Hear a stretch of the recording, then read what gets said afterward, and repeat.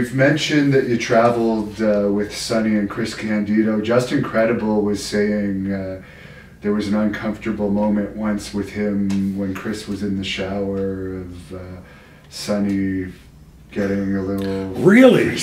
Yeah, wow, did you ever experience anything like that? Wow, I plead the fifth on this one.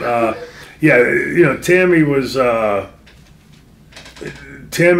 I've heard multiple stories of that kind of stuff going on. I do also know that Chris was head over heels in love with her. You know, even when he knew that kind of stuff, like the stuff with Shawn Michaels at WWF.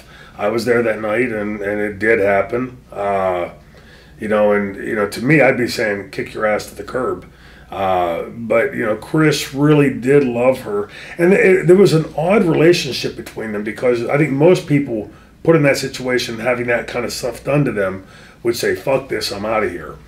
But the two of them were, I think, well, first of all, they were codependent, and that's always a bad thing. But they had both come up in the business and cut their teeth pretty much in the same places, and had known each other for quite a long time before that.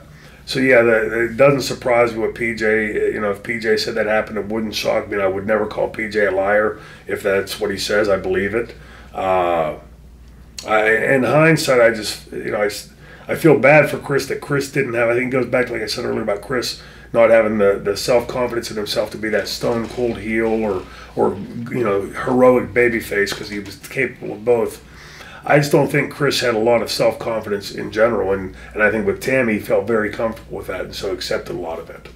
What was the worst example of what you saw the Clique do to him? Because I know that they really tore. Jim Ross has even said it on his podcast. He considers that they actually tormented Chris Candido. The worst I can think of is the thing with Shawn. You know, look, to me, you know, especially then, the business has changed to some degree, I guess. But back then, wrestlers were a spoiled lot. You know, we'd go into, you know, we're making all this money, and you go into a store and people would be giving you, you know, free $200 tennis shoes and stuff. You know, free upgrades. You know, you go to a restaurant, they wouldn't let you pay because, you know, they want you to come back to the restaurant, things like that. So wrestlers were used to getting, me included, used to getting away with things. You could, you know, if you got in trouble, you know, say, you know, with the law. Like, I remember one time there was a fight outside the ECW arena, and the cops came, and not one wrestler was questioned. It was all the people from the bar next door that got arrested.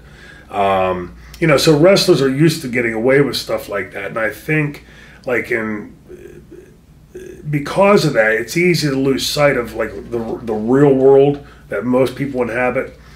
But to me, there's a fine line.